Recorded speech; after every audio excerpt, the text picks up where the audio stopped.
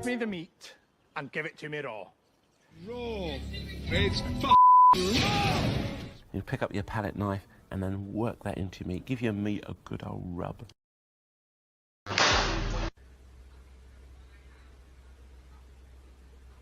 Yeah, boy.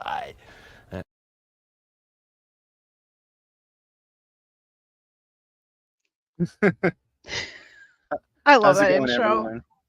Thank you. I was telling Sana behind stage. I was like, should I do the funny intro, because we're going kind of a weird tone with this one. So I decided to go for it. Start off kind of strong, not so serious.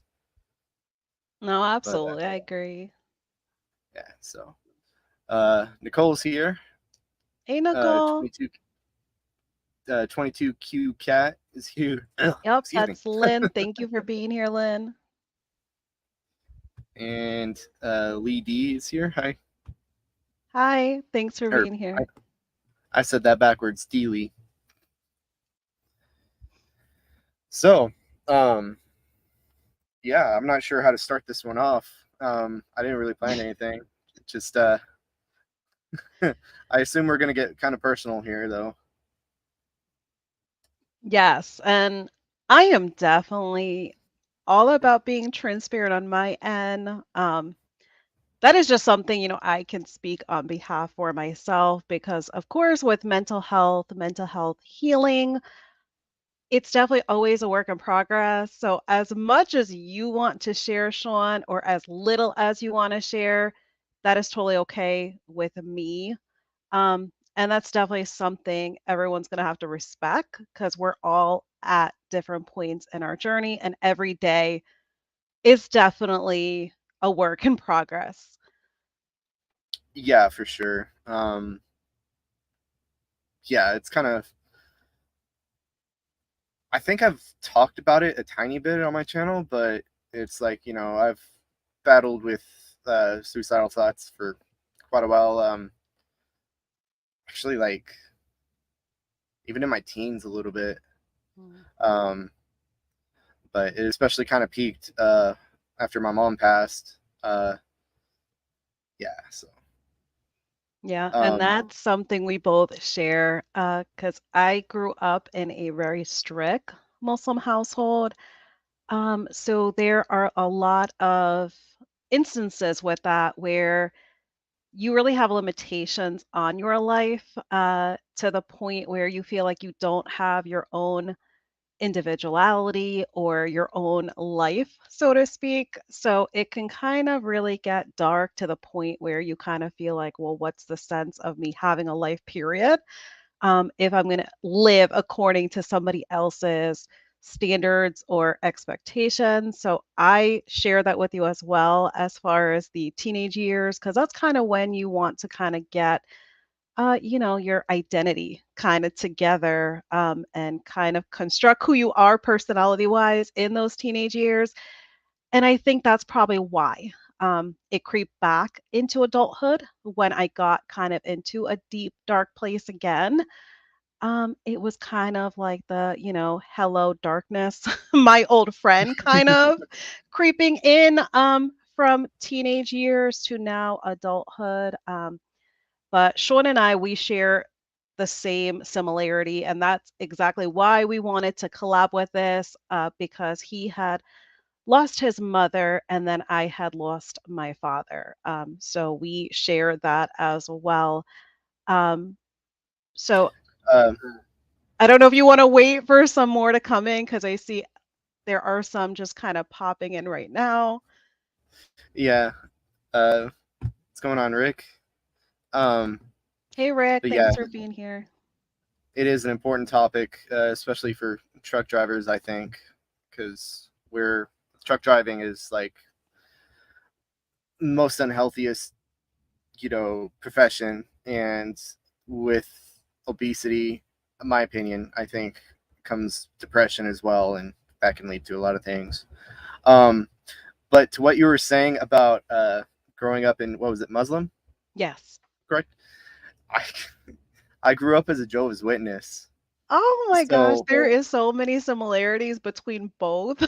religions as Yeah, well. so I grew up like very strict religious, especially like during the teenage years. It was a sin to masturbate Right. and stuff like that. So it was a lot of guilt and just normal things that uh, you know teenagers are going through are looked down upon in that religion, Right. and well, many religions, but it's like it does a lot of guilt and leads to leads to that.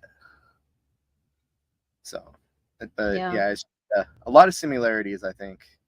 And I had a lot of uncles that were truckers, and aside from like the health perspective of it, going through mental health is also tricky as a trucker because it can be really lonely. You're Yes. always to yourself on the road. Even like you having the companion of your fur baby, it still can get to be very lonely.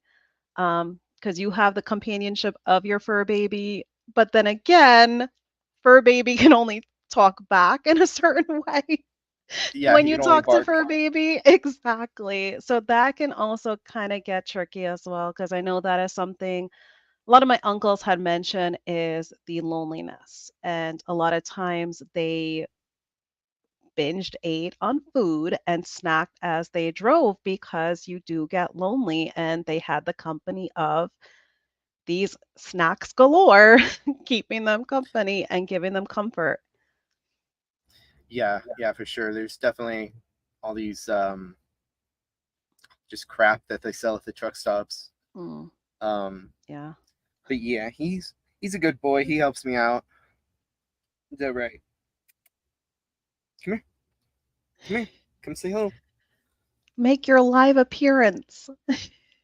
Aw, he just wants to be on my lap right now. Oh, yeah, because But I love when I see them in your footage. oh yeah. But hello, antlers. I don't know your name yet. Yeah, if you want to share your first name, I like knowing everyone's first name, especially kind of doing the repetition with everybody's name as I see them in other chats. Yeah. But yeah, former witness. Yeah, so I grew up not celebrating any holidays, any birthdays. Um, yeah, it wasn't fun. Oh, Alyssa Antlers. Alyssa, perfect. Yeah, I have like a running list of everybody's names. So I'm gonna I'll jot that eventually, down here. I'll eventually remember everyone's names, but I am such like an old school pen and paper type of person. so am I. I have a weatherproof notepad that I make all my notes for when I'm on the road for like my pickup numbers and stuff, and I have a fountain pen that I use. Oh, yes. And I don't Yeah. know, on this topic, did you do any journaling at all to kind of get your thoughts on paper? I yeah, in the beginning, like uh when you know closer to my mom's passing, I had been journaling a lot. I still have my old journal. I haven't journaled in like a year. Uh, Chase, stop it! I can hear him licking. Um, Last time I journaled, I was talking funny. Last time I journaled, I was talking about like my thoughts of suicide, and so it's if anybody like reads my journal, there's like a year and a half Mm, from probably the next time I journal. It's like if I journal right now, they're gonna see a big gap of where I was like having suicidal thoughts, and then I'm doing great. I'm on yeah. carnivore and all that. So it would just be kind of weird to see, but yeah, it journaling does help. It helped a lot back when that trauma was fresh. I left my journal at home. I need to pick it back up and bring it with me again and get back into it. So I think I mean, even if you're not having any struggles or anything, Right. journaling does really help get your mind centered and all that. It definitely does. Also kind of doing YouTube and having kind of just like this visual accountability also helps because even though I don't consistently talk about the topic of mental health or even suicide, healing, the thoughts and the healing process of it, still yet I am alive each and every day. I give myself a fighting chance every day. So I think just kind of seeing in general that I'm creating content or if I collaborate on somebody's live, that is kind of like a testament in itself that I'm not giving up on today. So I think just kind of being a content creator in general also truly helps kind of having that as a journal. But as far as putting it on paper, that was a huge help for me. And I kind of feel like if anybody went back and read my journal, they probably would think I am someone that not, would not be here today. Because that is how dark and deep the thoughts had gotten that I put on paper. So for your experience kind of going, writing, and then now having this journey, that's very much the same of me. I kind of just went from those really deep, dark thoughts to having a lot of relief with a lot of the mental health that I was going through. Yeah, that's good. That I mean, everything that helps you just keep doing it. Um, I don't, I don't know. I'm kind of weird with YouTube because like there's the YouTube me and then there's the real me. Like I don't put everything out there. So I mean, yeah, in a way it does help, especially with accountability. Right. Um, but I don't know. I haven't really thought about it that way, I guess. Yeah. Uh, um, And you have to keep true to yourself. I think the most important thing for me, because I did start my channel just this January, once I became carnivore from being 4 years keto, that was really important to me. Someone kind of healing from mental health troubles. I kind of had to get into this with a certain mental perspective. Like I could not care about how many subscribers I was gaining. I could not make this a competition with other channels if they were getting more attention, if they were getting more subscribers. I literally had to do it from the mentality of just wanting to see my personal self progress on a healthy path. I wanted to be able to motivate others that probably had an also unique journey that they probably gave up or they had thoughts of giving up. So I really had to kind of get a focus prior to starting because otherwise it would have got really ugly and I would have tried to mold myself into somebody that I truly am not only because it was getting attention by people. So as you said, it's really kind of easy to lose yourself in this space where you have your YouTube self and then you have your personal real life self out of this. And I did not want to have two different people within my body. I wanted to be myself. I wanted to be Sana. I had to stay true to myself. And it just was one of those things where you either like it or you don't, kind of like take it or leave it situation. But yeah, I would just say stay true to yourself. And if that's who people love and enjoy, they will come. And if they don't, that is okay too. You know why you are creating your content. Whatever content you choose to create, just have it true to yourself. yeah, yeah. So I've been like, sorry, I'm losing my train of thought like crazy right now. It's okay. But yeah, I started my content kind of as a wow. Um, It was for your accountability. gaming, right? You also had gaming content as well. Oh yeah, but I started that later, or recently, I should say. Okay. But no, I started doing for accountability, and then it kind of morphed into trying to get truck drivers healthy, and that does include mental health. I don't talk about it enough, in my opinion. But we have a question from Addicted to Antlers. Question: are either one of you currently seeing mental health physician or on medication for depression? I'll go first. I saw a grief counselor shortly after my mom's passing, and then that kind of helped. Looking back, I don't think it helped that much.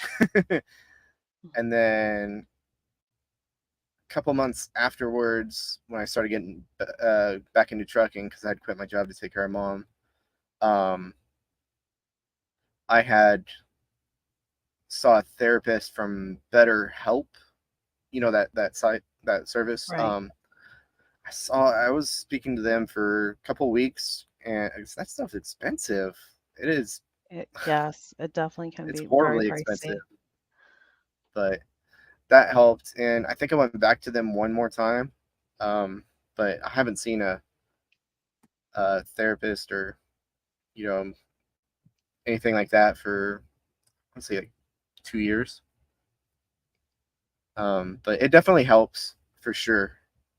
Definitely helps. So, what about you? Yes, so for me, it did take me quite some time. So I want to say about like the 2-year mark of suffering from the anxiety, the depression, being in a deep, dark place. It took me 2 years to face the reality that I needed to talk to somebody, because that kind of ties in with the way that I was brought up.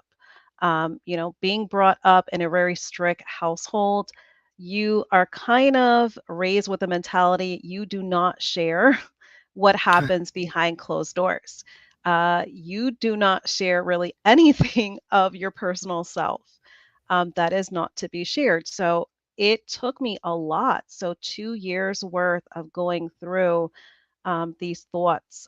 Thankfully, I was kind of able to just really kind of just tell myself, like, I need to talk to somebody.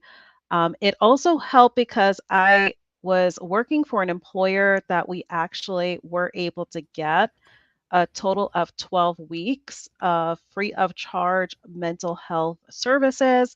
And it was actually an email that they sent to all the employees as a reminder that that service was available.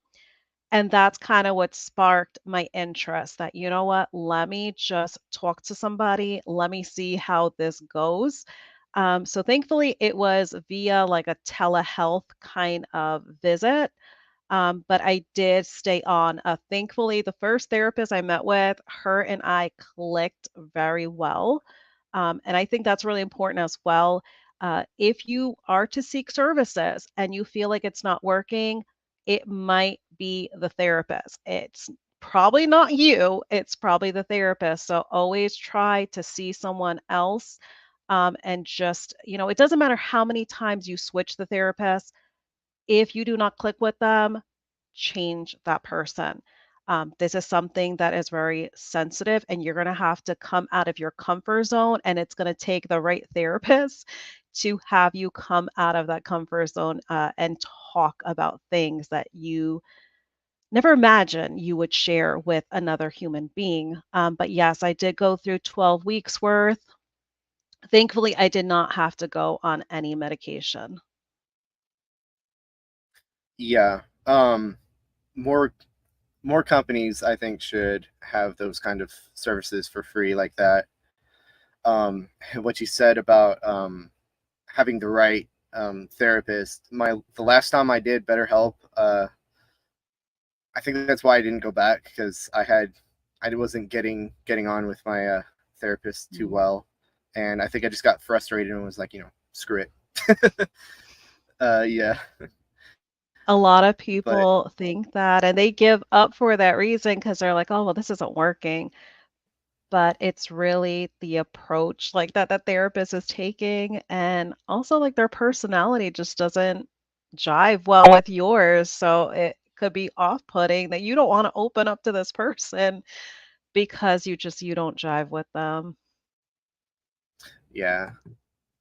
Uh, Three watching, three thumbs up. Amazing. That's on your channel. That's awesome. Let's Oh, see, thank and you, Noah. JP changed their username again. Yes. So I saw him Keto earlier in Cheetos. Nicole's live.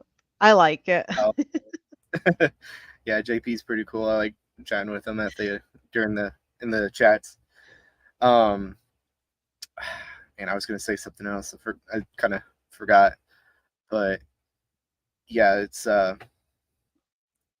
therapy's good. Oh, I was gonna say, in the description to this video is a link to the suicide prevention hotline and for their donation.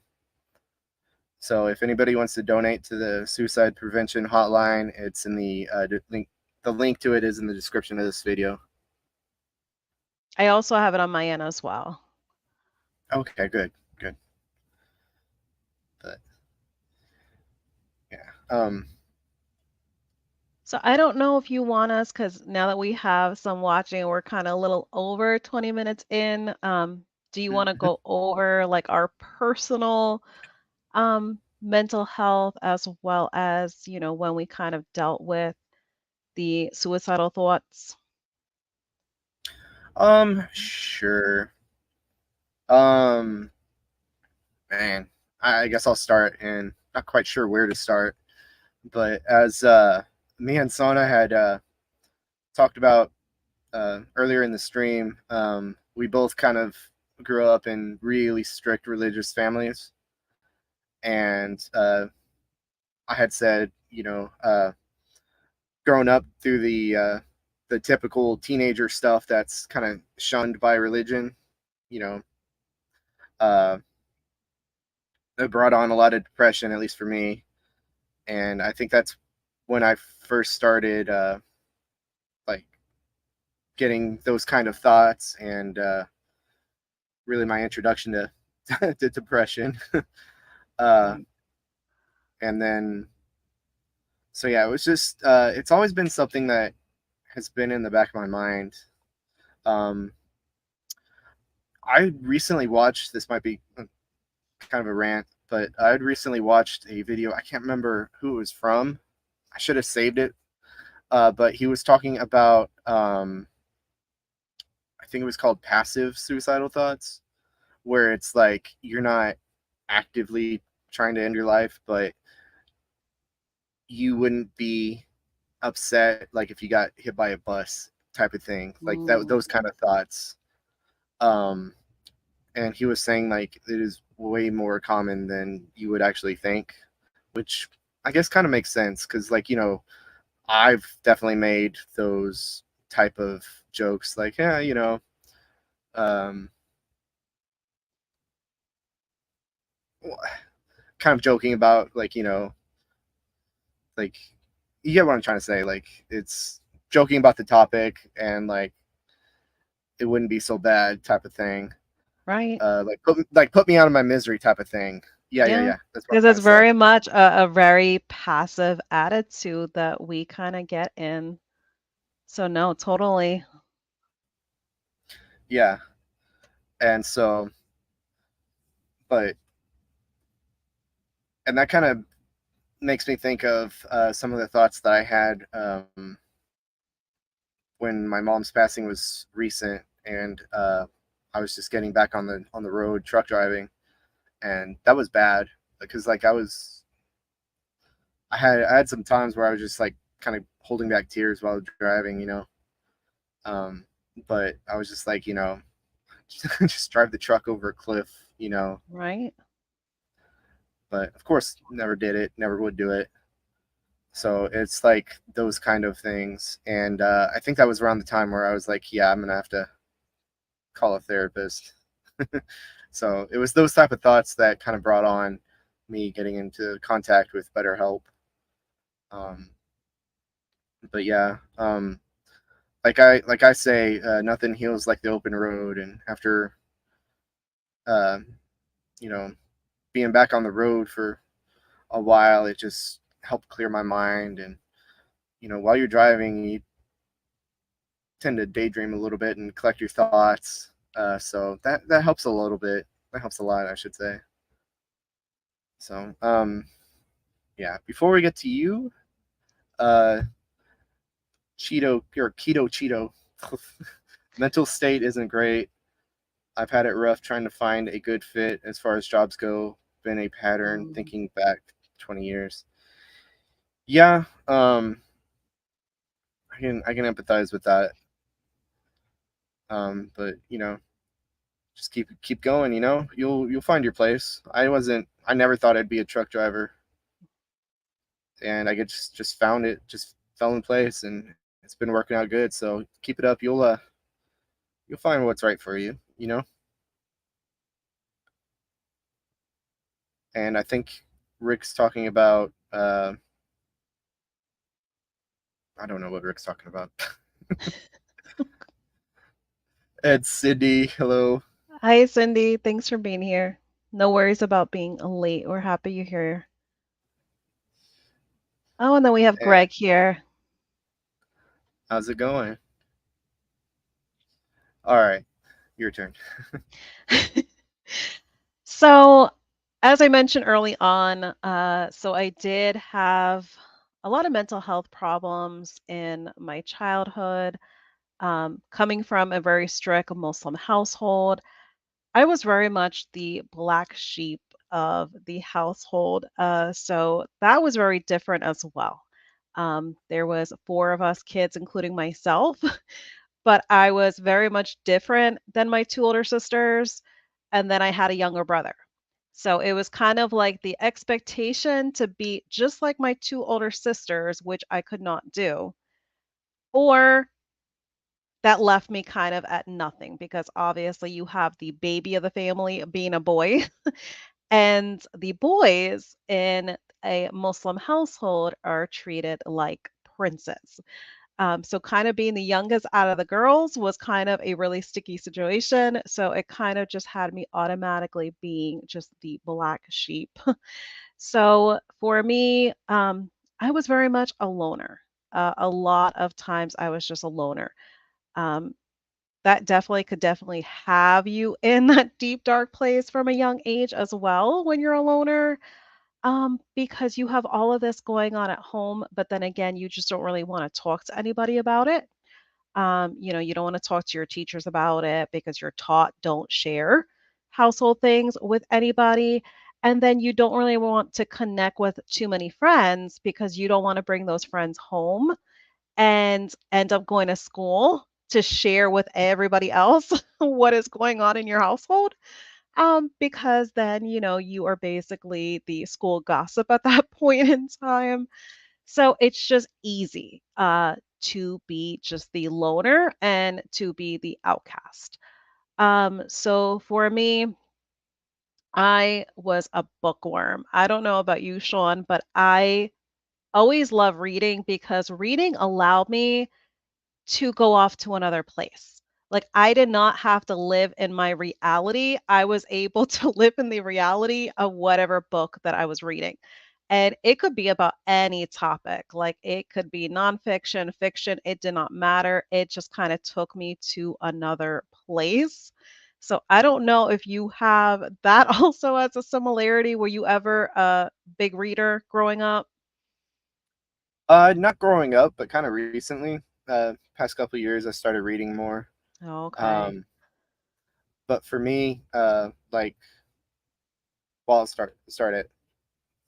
I grew up a single child too, an only child, so I was definitely a loner Oh. growing up too as well. Um, but for me, growing up, my escape was video games instead of not reading. So yeah, that's. But what kind of what's your favorite book? Because like I go back to Yeah. actually I read the Odyssey, Homer's Odyssey, like almost every year. Um, and then I also like the Lord of the Rings series, anything Tolkien. I even like his rewrite of Beowulf. Okay.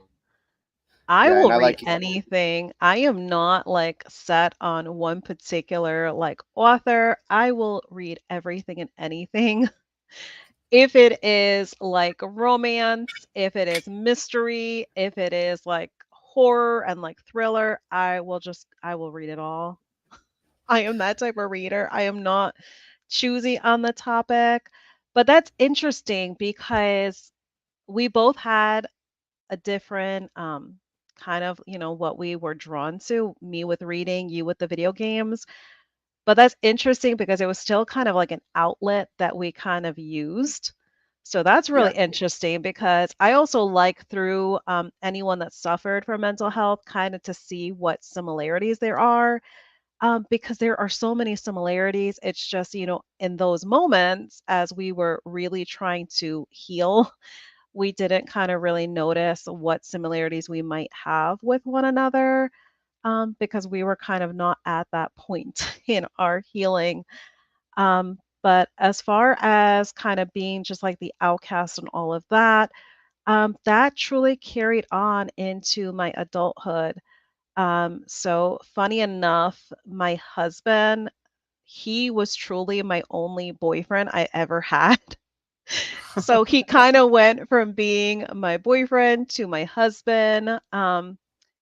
'Cause it's just one of those things. It's like I never truly kind of put myself out there, and then again, I was only able to put myself out there to a certain point because I came from a strict household.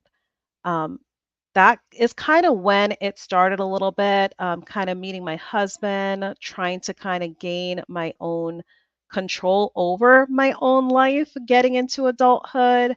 I was able to kind of separate from the ties of the strict Muslim ways because my husband, he is not Muslim. He is as far from Muslim as you can get because he is Jamaican. So it's not every day that you see that a Muslim woman marries a Black Jamaican man. So that is kind of going against everything when it came to the way I was raised. But you don't get to choose a lot of times who you end up falling in love with when it happens naturally. It just happens naturally. And it's either you fight for it or you don't. You let the other side win. For me, I was very much willing to fight for it. So that's kind of when the control started for me to kind of take on my own life. Um, but even, newly getting married, marriage is fresh to me. Um, Having a significant other was new to me because I never had any boyfriends prior to him. So there was kind of like no practicing of like dating or like what happens in a relationship. So you get very busy and you get very consumed with that. Becoming a mother, I got consumed with that because our first child, as well as our second child, they were both miracle babies. So you kind of get consumed and okay, now like at the same time of figuring out relationships, I'm also figuring out motherhood. Um, so you kind of lose yourself in all of that, in life in general.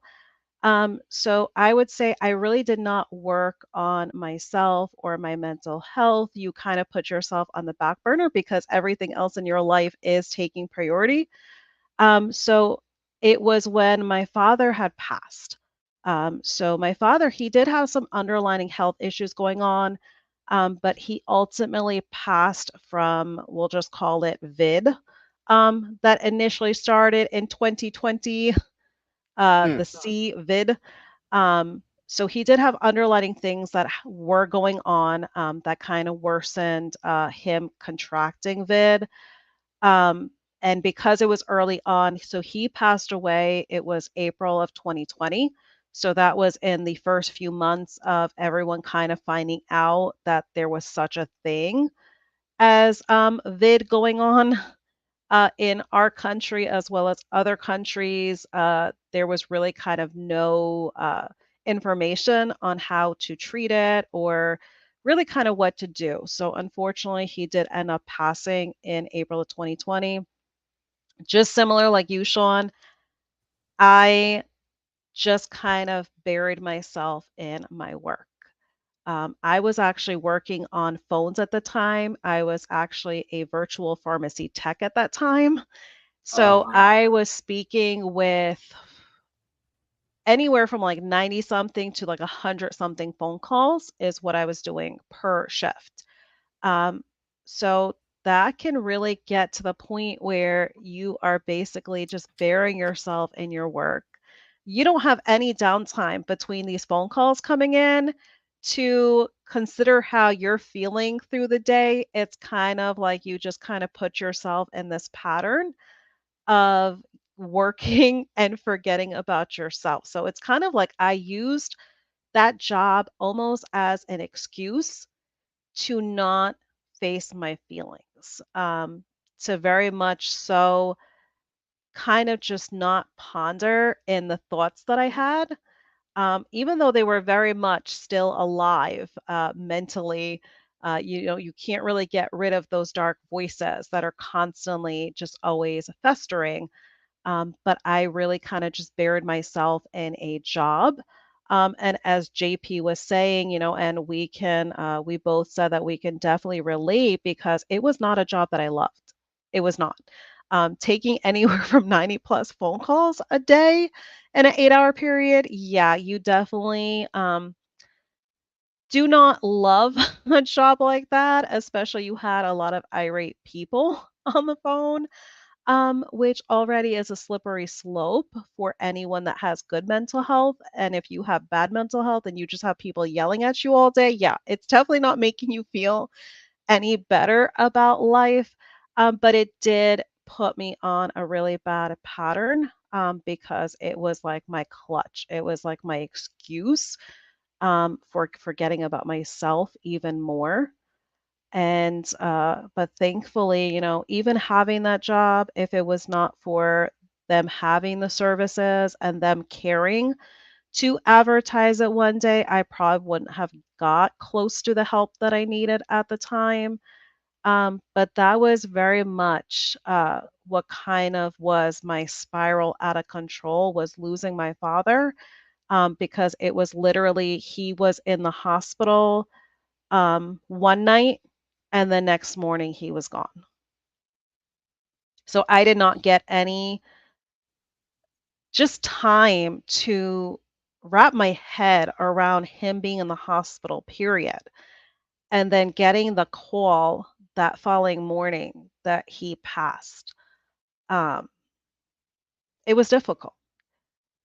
It's also rough too because everyone was very scared of vid that was going on at the time. And he did not get the respectful burial that he should have got. There was no funeral oh, service. Um, it was literally like, okay, this person is sick. Their body, even though the body has passed, um, it still has contracted, and we need to be careful. We need to literally dig up the ground and put him in it as soon as possible. Like that is literally how it was handled. So that doesn't make things any easier as well, to kind of get any closure, that at least, you know, he got a respectful burial. It definitely made things worse, and made it only that much harder to try to kind of start on any closure. It just kind of brought on even more anger, even more hurt, even more anxiety. So I don't know about you, Sean, but at the time that my father had passed, I was actually on keto. I actually had just came up to 15 months keto. At that point in time, I did have a 101 pound loss early on in keto, but of course, all of the hormonal things I was going through with the depression, anxiety, as time went on, I definitely started racking up the pounds. But at the time that your mother passed, were you also juggling anything else at the same time in terms of your way of eating? Um, no, at that time, uh, I think oh wait, no, I was doing keto. That's right. I was on keto. Oh, Um, okay. but I kind of immediately fell off when mom when I had to go home and take care of her. Um, yeah, she passed in 2020 as well, but in August. Um, and it wasn't because of the Rona. She had stage 4 bladder, liver, and lung cancer, and when when they found it, it was already stage 4. Um, and so it wasn't as sudden as your father passing, but from the time that she called me to tell that she had cancer, it was from the time that she passed was 3 months. So yeah, That's similar like my grandmother, because my grandmother, she was in the hospital for 3 months. She was very susceptible to different cancers. So she had like a cancerous tumor in her cheek that they removed. She did have colon cancer, had surgery for that. And then ultimately, she had gotten stage 4 ovarian cancer. And by the time they found out about the stage 4 ovarian cancer, there was really nothing they can do. It was kind of like the terms of kind of just making her comfortable. So she was very similar, 3 months in the hospital, and she just ultimately passed after that 3 months.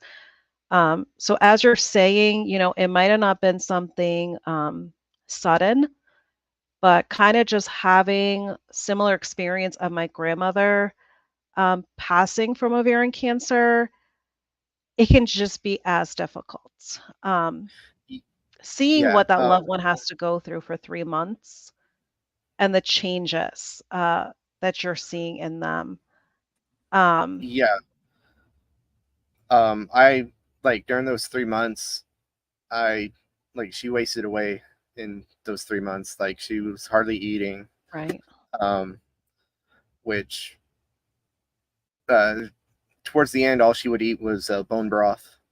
Mm, yeah. Um, but yeah, it's just one day she was having particularly bad abdominal pains, and I asked her if she wanted to go to the hospital. That was on a Wednesday, and she said yeah. So I dropped her off at the hospital, and then Friday she was gone.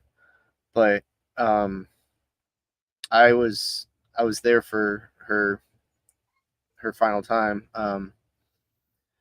That night, like that night, like every fiber in my being was telling me to go be with her. Mm, So I drove up to the hospital, um, pulled my pulled my chair up next to her and held her hand and went to sleep. And yeah, she was gone when I woke up. Um, I I couldn't sleep for like 2 days after that. Every time I closed my eyes, I would see her body next to mine. Um, but as traumatic as that was, I would do it again. You know. Uh, so it fucking sucks. yeah. That's what this tattoo means actually. Uh, Dear mother, I will always love you. We will hold hands again in death. And this is the Oh, hand that wow. That's beautiful. Wow. that I that, that I held her hand. Wow. So um And I'm happy that, even though that moment was so heart-wrenching, I'm happy you had that moment. me too. And I don't take anything for granted anymore. So I truly feel like within this community, there is a reason why you and I have met. Um, because maybe possibly you can appreciate that even though that moment was rough for you, you were able to have that moment. Because unfortunately, that's not something any of us in my family were able to get with my father. He had to pass alone, only because he did have vid and no one could be in his room. So he had to pass alone. I Um, I it's almost uncertain what time he passed as well. So it's like nobody even really kind of knew until wow. he flatlined. Yeah, I'm sorry. I almost didn't have that with mom because it was during the Rona times, and Right. luckily when I showed up, I was like, I just need to be there. They were like, all right, because I think they knew that she wasn't gonna be, you know, she wasn't gonna be around long, so they let me into the hospital room. Um, but speaking back on to what you like your father's expedited funeral. We'll just say that. Right. I had kind of a similar experience because my mom was cremated. Um, so I got her ashes and her set up her urn, and then just kind of invited all of her friends and family to come and visit the urn and have their last say. And that was kind of like an impromptu type of funeral. So it was just kind of rough. The Rona times were weird. No, they definitely were. And that kind of added to even more of the kind of just anger and anxiety and depression I was going through. Because that just adds a whole nother form of isolation where, when you're going through anxiety, you're going through depression, you're going through deep, dark thoughts. Yeah, in a way, you almost kind of want to be alone, but then there's like this strange part of you that you really do kind of want to get out. Um, because it's just a strange feeling. It's just, there's times where you want to be home behind closed doors and just kind of be within just, the four walls of your safe space. But then again, it's kind of like having that control be taken away from you, where you have to be behind closed doors and you have to be confined within the four walls. That's different, because it's almost kind of like a whole nother control was taken from us, where it's not where we had the choice on whether or not we wanted to go out. We didn't have the choice. When a lot of the isolations kind of happened, thankfully, Florida did not get it too bad, because of our governor. He kind of just wouldn't put up with the whole stay at home orders that were going on. So thankfully, we didn't get it as bad as some other parts, but that was also difficult too, because I kind of, even though I was suffering from mental health and didn't really feel like being around people and being peoply, uh, I wanted to have the control of whether or not I wanted to go out. So that kind of made things a little bit tricky as well. Yeah, yeah. Um, Texas wasn't quite as strict, but I was truck driving through the whole pandemic, so I was going through all of the hot zones, all of the Oh, yeah. places. I didn't get it. I got it once. I know it's kind of off topic, but I got I it got it once. once too. Like January 2020. Like I took a flight from Austin to Chicago to start a new job, trucking job, and I got it at the airport. And dude, I haven't been sick since. Like not even Yeah. well, not even like haven't been feverish since like uh but yeah, COVID's starting to come up again, supposedly, Cindy. And Yeah, I mean, just like and any other I agree. thing that goes on, there's so many different variants, so it will definitely progress because there's just so many different strains, just like any other type of virus out there. You will always have different strains. I mean, there's just different bacteria. So I'm not a health expert, but then again, that's typically how any other virus works. There are just different strains out there. So it's kind of hard to get something like this to truly fizzle out, even with whatever prevention approaches they're trying to take out there. Yeah, Oh, is it's that another truck's headlights? no, the side of the truck, the white the white Oh, okay. I trailer was was just gonna blinding say me. someone's getting you with their headlights there. It was But really no, bright. yeah. Let's change the subject from COVID before we get I flagged. know, yeah, because we have to be And really it's so careful annoying. how we call off the Yeah, name. and yeah, it's speaking to that point, it's annoying that we can't talk. I know, I know. Yeah, it's Uh, strange because, that's kind of the way social media is. It's like we should be able to talk about things as a community, but then again, there's all kind of censoring out there too. yeah, yeah. I don't like censorship. That's why putting my Yeah. mods out here. I don't know if Nicole's still here, but I know I have you as one of my mods too. Um, I don't ever want like censorship, but spamming is definitely a no go. So like Yes, if no, someone like absolutely. if anybody like wants to talk crap about me, go ahead. Uh, I'll talk crap right back to you. But No, spamming. absolutely. And there's a fine line, there's a fine line of someone giving like constructive criticism and somebody just kind of spamming. Yeah. I've had some crazy comments, with me being carnivore starting in January, about a lot of like the meat that I was showing that I was eating because I did like a lot of like what I eat in a day.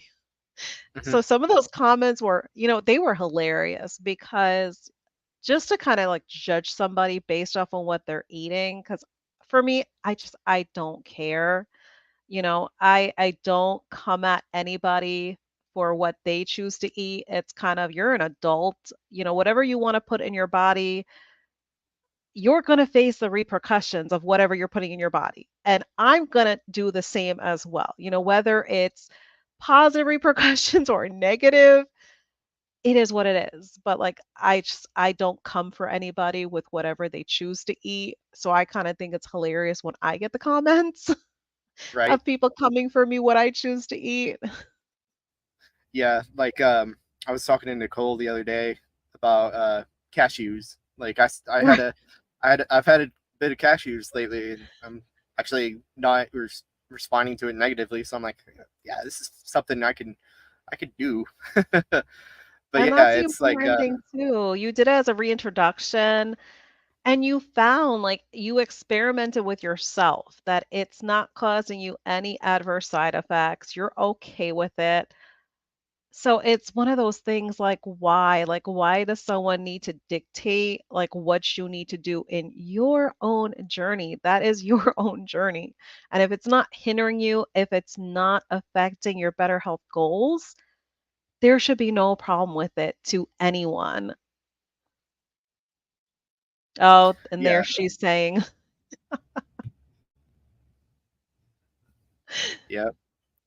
and I like to joke with her. So whenever she mentions like she has berries or cashews or even dark chocolate, I like to joke with her and I'm like, oh, blasphemy, Nicole. How dare you? You know what's funny is I had cashews covered in dark chocolate. You see? So you And they did were like a good. double whammy with that one. Yep, yep. Oh They my were really good. goodness. It because people and I think it's because, and I discuss this like a lot, people want to separate all of the ways of eating. And I think it's kind of like the way some channels also discuss it, which kind of gets people in the mentality of having the separation in the community. So you have like the separation of keto people, you have the separation of ketovore people, and then you have the separation of carnivore people. For me, it's like, why? Like, why are we doing the whole separation? We are all doing what is best for us. We are all on the proper human diet. So, if we're all doing the proper human diet, we should be one community. There should not be any form of separation because doing this way of eating, it can get to be really lonely. And those of us that suffered from mental health, we already felt alone. And then being on this journey, it's like you don't want to feel alone. You kind of want to be able to communicate with anybody part of this community. And that's why, like, even like Cindy that's in the chat, her and I, we do lives Friday nights together. And for me, a lot of people, they could find fault with that because they could say, oh, well, Sana, you're no longer keto and Cindy is keto and you're carnivore. Who cares? Like she's doing what is best for her and her journey. And I'm doing what is best for me. Like, is carnivore going to be best for me for the rest of my life? I don't know because I am still in my reintroduction phase. I've only reintroduced seasoning so far. And I did in May, I reintroduced cheese again, but I've cut out cheese for the month of September. So I don't know. Are you also doing no dairy for the month of Uh, September?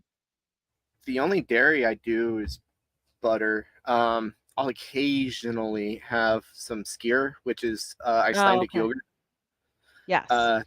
Oh, and occasionally some kefir. That's pretty much it. I used to incorporate a lot of cheese, but it would always make me break out. But like all like around my body. Oh, wow. Yeah. So you really had a side effect from it. Yeah. So Yeah. for me, I still do butter. So that's like the one exception, like I definitely had to make was to still keep butter. Because to be carnivore and not have butter, oh my gosh, that would definitely make things really sad. Like the cheese I can give up, but the butter, no, like I still want to have my butter. Onions. The other, I think it was last week. I had bought a from the truck stop a taco that was ground beef and onions. I just of course peeled the tortilla and just ate Yeah. the meat out of it. But I think it was the onions. My stomach was tore up after that, so I don't think I can do onions Oh my anymore. gosh.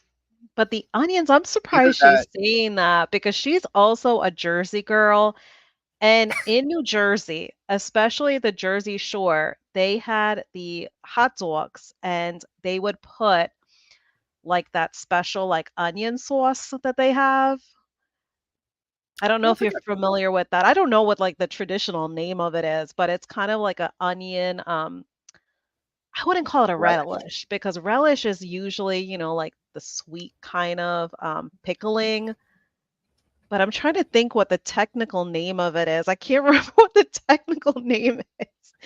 But it's like an Well, onion sauce that they put on it. Let me see. So onion sauce. hey, And that's speaking of exactly what it's called. Onions in sauce. It's what okay, the name well, is coming out as. speaking of like sauces that aren't carnivore, check this out. Uh, honey Oh, honey mustard. mustard. I found this. This was to me a pretty good win because ingredients: water, mustard seed, vinegar, honey, and salt. That's it. You see? And what was that? But that And is like simple o- ingredients. only And one if it carb and doesn't hinder one sugar. you, you see? And if it doesn't hinder you, for me, you know, some might have difference of opinion, but even, Dr. Paul Saladino, he gets a bad rap in the community. Um, do I think him making it seem like everyone can incorporate sugary fruits like he does? No, because some definitely need to heal from their sugar addiction. But for me, you have to really truly do your N equals one experiment. Once you're away from this stuff, definitely heal from it. Get away from it for a good while, but then slowly reintroduce it all. And I think that's my only difference of opinion with Dr. Saladino is don't make it seem like everyone is going to go from standard American diet to eating meat and fruits. Allow everyone to heal first before they go into meats and sugar. But I think that's what's important about you. Like, yes, here you're incorporating this honey mustard, but then again, you could be doing so much worse than just this honey Oh yeah. mustard. And I'm sure if you had side effects from it, like if it was giving you like an adverse side effect, you would stop it. But I think that's really important, and hopefully one day I can kind of get to that point. I have not been able to kind of do any huge reintroductions other than seasonings, and I did like just your regular standard mustard is what I did. But even having that, I don't even have that too often. I mean, it's probably been like well over a month, if not like 2 months, since I've had just like some basic mustard. Um, but even then, it's kind of like people want to kind of fret on the small stuff of what people Yeah. are reintroducing back. And it's like, why? Why are you finding problem and fault in what somebody is experimenting with? You Yeah. have the Yeah. right yourself. It's your body. Yep. Well, I have another stream in about 25 minutes, Yes, you do. so we gotta start wrapping this up. Do you want to? I have all of your socials. I have your YouTube and your Instagram in the description. Is there anything else that you want to shout out? So I just want to say, to anyone that is watching this, that's listening in, definitely don't be skeptical about seeking professional help. Try it out. Do not feel like those deep, dark voices that tell you otherwise do not feel like they are in full control of you. I know it's, easier said than done. I definitely been there. It's not really easy to kind of self-diagnose that you're needing help, but if what Sean and I shared is kind of making you feel like, wow, like I'm going through this, definitely please reach out for help uh, before it gets any worse. You don't have to continue feeling that way. You deserve to be on the path of healing. And, I'm not one to say that, just one day, like things are going to be amazing, you're going to be 100% healed. No, there is healing and then there is work in progress.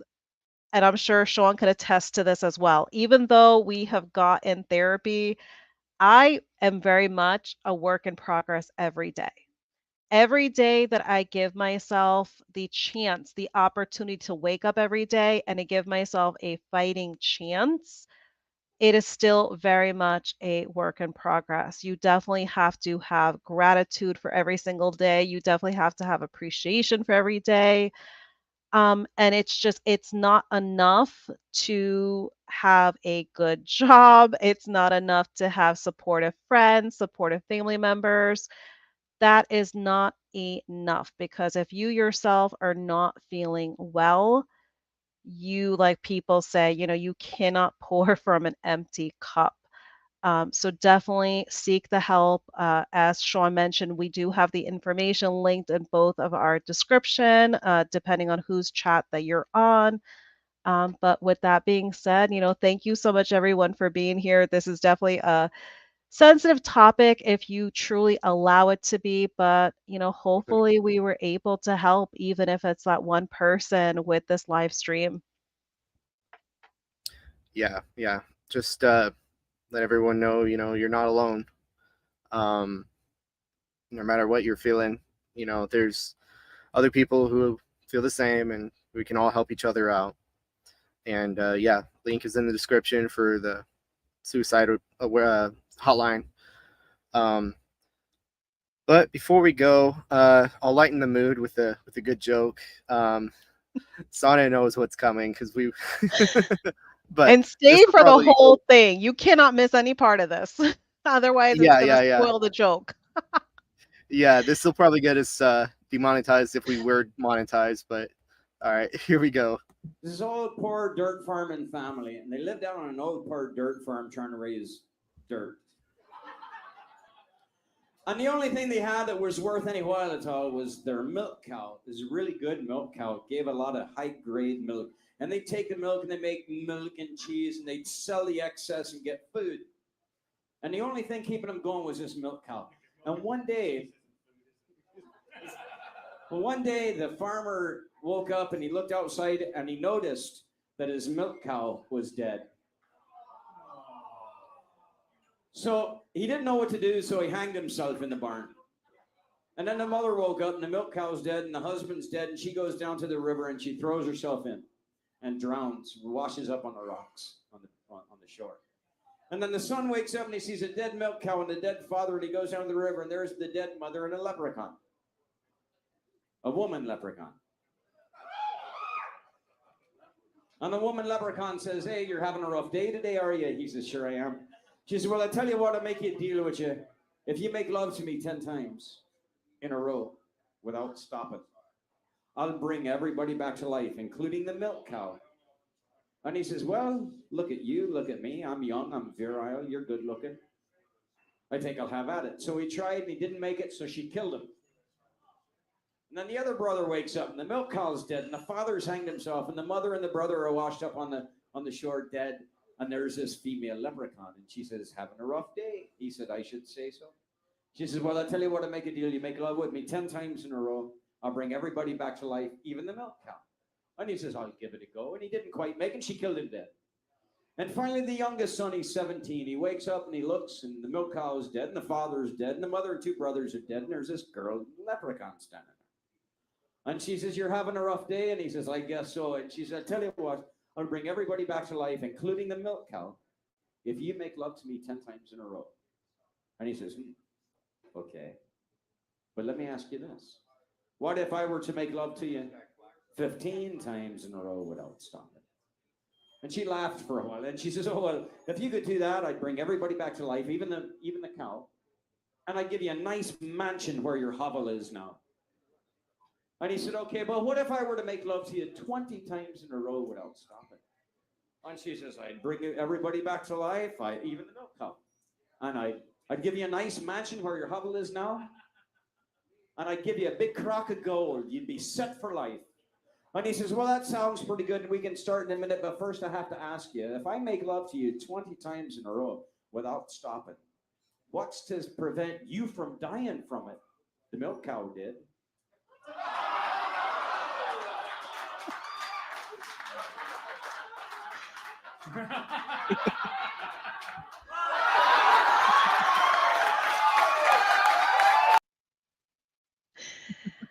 So it definitely brings a whole new meaning to a lover of cattle. Wow.